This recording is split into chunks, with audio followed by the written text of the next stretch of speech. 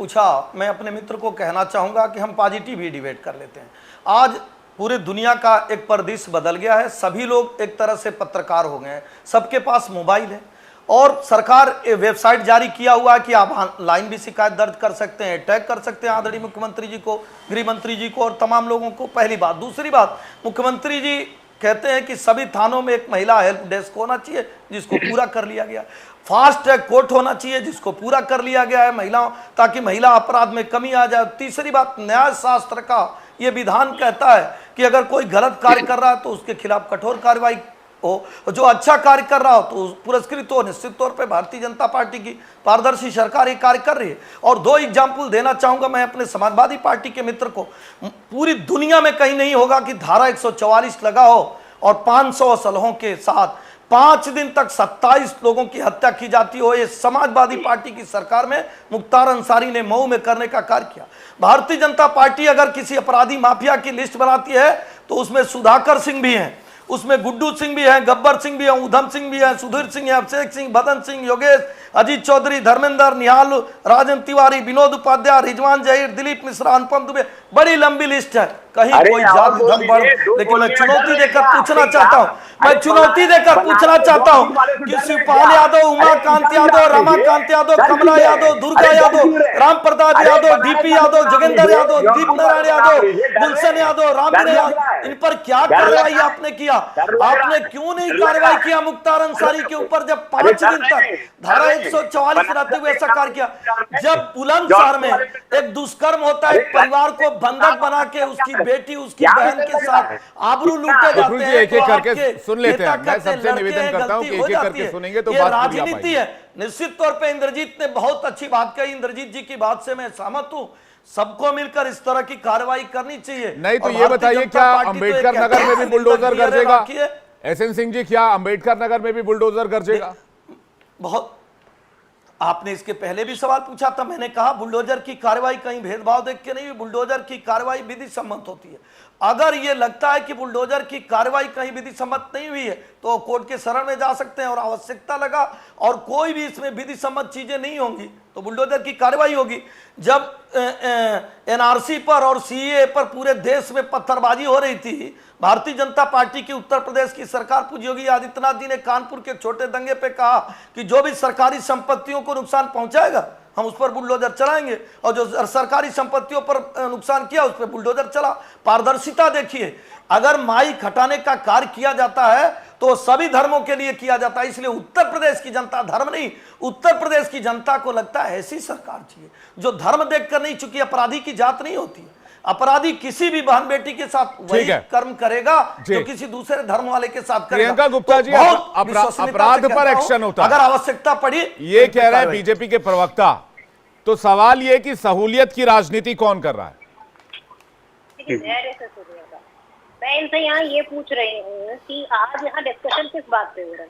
एक पिता ने अपनी बच्ची को खो दिया है और हम यहाँ कसीदे पढ़ रहे हैं कि मुख्यमंत्री ने ये कर दिया, इतने अपराध को कम कर दिया। अरे आपके सामने अपराध हो गया और उसके बाद आप उनका पिता ये कह रहा है कि अगर उन्होंने मेरी बात सुन ली होती, जो कंप्लेन हम कर रहे थे, कि तो वो सौदे वहां से चले जाते। अगर पुलिस की कोई एक, अरे बहन जी यही तो पूछा जा रहा है कि राजस्थान में मंत्री कहा, राजस्थान के डिप्टी सीएम कह रहे हैं कि मुख्यमंत्री अपराध कम करने में कम हो रहा है। यही तो आपसे पूछा जा रहा है। आप इस चैनल पे बोल ही नहीं पा रही बहन जी, आप जवाब देने लायक ही नहीं कि आप राजस्थान की बहनों के बारे में कहें। यही तो पूछा जा रहा है कि आप राजस्थान पे क्यों नहीं बोल रही हैं? वहाँ की बहनें दया की भीख मांग रही हैं, वहाँ की दलित बहनें दया की भीख मांग रही हैं। किस मुंह से आप चुनाव में राजस्थान में जाएंगे? सवाल सुनिए पहले, मैं यहाँ ये सवाल पूछ रही हूँ। अरे भैया आपसे सवाल पूछूं तो चुप हो जाऊं? अभी तो एंकर ब्लैक लिस्टेड हो गया, अब कुछ दिन के बाद आप जनता को भी ब्लैक लिस्टेड कर दीजिए।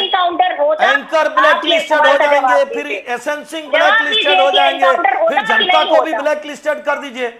कमजोर आदमियों को दिल्ली में सब लोगों ने तंदूर कांड किसके कालखंड में हुआ था?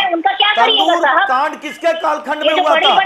हजारों लाखों महिलाएं जो थी जो हमारे सिख भाई महिलाओं थे का तो आप बोलिए ही ना। उनकी हत्या मणिपुर किसने में किया? जो हुआ पूरे सिख विश्व बहनों ने की देखा। आबरू को लूटने का कौन सी कार्य महिला किसने नेत्री किया? आपकी बोली? 25 कौन से लाख हिंदू मुख्यमंत्री मुसलमानों बोले? का बंटवारे के समय प्रधानमंत्री जब चुप थे, में हत्या कराने जब का पूरा कार्य विपक्ष की जिम्मेदारी कौन लेगा? मोदी जी ने ये उन तो पर सब कांग्रेस 3 का मिनट चरित्र बोला। है ना।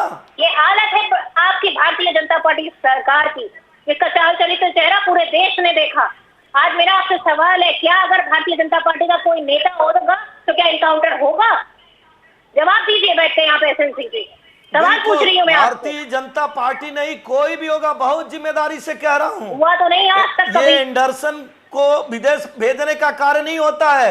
एंडरसन को ये भोपाल बताइए, में बहनों की आपके इज्जत आबरू गुजरात के में भी सरकार है ना, बाद जिस तरह बिल्किस भेजा बानो जाता है के वो कार्य अपराधी नहीं कहाँ होता है। कश्मीर में बहनों की जब बिल्किस आबरू बानो लूटी की जाती एक है बच्ची को तो उस समय दीवार पे कांग्रेस पटक के की मार रोकती। दिया। कांग्रेस की उसका एक रेप ट्वीट किया, दिखा दीजिए, उसका पूरा परिवार कांग्रेस तबाह का कर एक दिया। बयान आपने क्या दिखा किया? दीजिए पश्चिम बंगाल पर, कांग्रेस का देखिए, एक बयान दिखा दीजिए आप झारखंड दो पे, नाम कांग्रेस है, का एक बयान खाने दिखा के दीजिए लिए, छत्तीसगढ़ खाने पे। के लिए। क्या सच्चाई दिल्ली में ये है 36 कि टुकड़े आप होते उसमें हैं भी तो जाति और कांग्रेस का धर्म बयान नहीं ढूंढते आना हैं। चाहिए? आपने यही जो तो जहर बोया विवेक जी ना, भी पूछ रहे हैं, उसकी फसल यही इस देश देश की की जनता जनता पूछ काट रही रही है, है, इस देश की यही महिलाएं एसएन सिंह काट भी रही पूछ है। रहे हैं नहीं, कि मेरा बहनों की मेरा चिंता आप दोनों सवाल प्रवक्ताओं का जवाब से नहीं एक एक मिल करके रहा। बात करते हैं, एक एक करके बात करते हैं। मेरा आप दोनों प्रवक्ताओं से ये सवाल है, मेरा सवाल ये हसन चांद साहब से भी है कि क्या राज्य देखकर महिलाओं की सुरक्षा डिसाइड होगी? अब आप राजस्थान की बात कीजिए, वो उत्तर प्रदेश की बात करेंगे।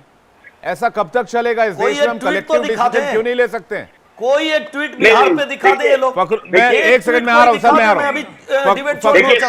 फखरुल जी बोल रहे हैं, उसके बाद मैं आ रहा हूं एसएन सिंह जी, उसके बाद मैं आ रहा हूं। इंद्रजीत जी आपके पास भी आ रहा हूं। समाजवादी पार्टी देश में कहीं भी महिलाओं के साथ अत्याचार होगा वहां अपनी बहन के साथ खड़ी है, चाहे वो राजस्थान का मामला हो, छत्तीसगढ़ का मामला हो, और चाहे मध्य प्रदेश का मामला हो, या कांग्रेस शासित आंध्र प्रदेश और दूसरे राज्यों की सरकारें हों, या मणिपुर का मामला हो, उत्तर प्रदेश का मामला। दिखा तो दीजिए, अपना बयान तो दिखा दीजिए, अपना बयान दिखा दीजिए, अपना बयान दिखा दीजिए राजस्थान पे।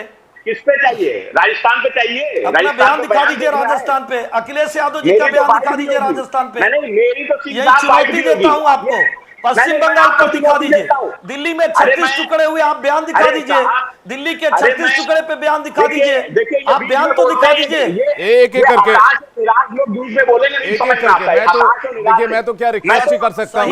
कभी भी बोला जा सकता है। सुनिए मेरी बात, अच्छा सुनिए, सुबह दोपहर एक एक करके शाम S N Singh ji please, S N Singh ji request कर रहा हूँ। फखरुल जी सुनिए, फखरुल जी सुनिए, फखरुल जी, फखरुल जी सुनिए, फखरुल जी आप अपना जवाब दीजिएगा, सुनिए ना मेरी बात में क्या कह रहा हूँ। वैसे भी आजकल बड़ा खतरनाक टाइम चल रहा है, अब एंकर्स क्या रिक्वेस्ट ही कर सकते हैं, नहीं तो पता चले लिस्ट में नाम आ गया। हम तो आपको भी रिक्वेस्ट करेंगे, उनको भी रिक्वेस्ट करेंगे, दोनों तरफ से लिस्ट आते हैं आजकल। तो कहीं से किसी लिस्ट में आ गया नाम तो फिर घर बार कैसे चलेगा, रोजी रोटी का सवाल हो जाएगा। फखरुल जी अब जवाब दीजिए, मैं फिर रिक्वेस्ट करूंगा एक एक करके बात करें। देखिए राजस्थान के प्रतापगढ़ में जब वो घटना घटित हुई तो समाजवादी पार्टी ने सबसे पहले उस घटना की निंदा की, और मैं स्वयं, मुझसे जब मीडिया ने इस घटना पे रिएक्शन मांगा तो सबसे पहले सुबह उठ के मैंने इस घटना की निंदा की और मैंने बयान दिया था।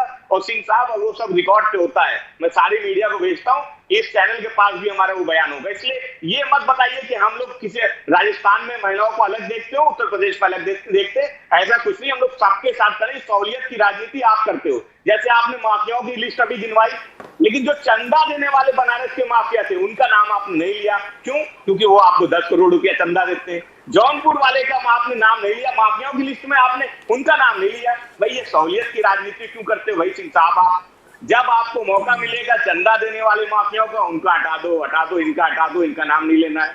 इनसे चुनाव में हमें सीट मिल जाएगी, उनके परिवार को माननीय बना दो।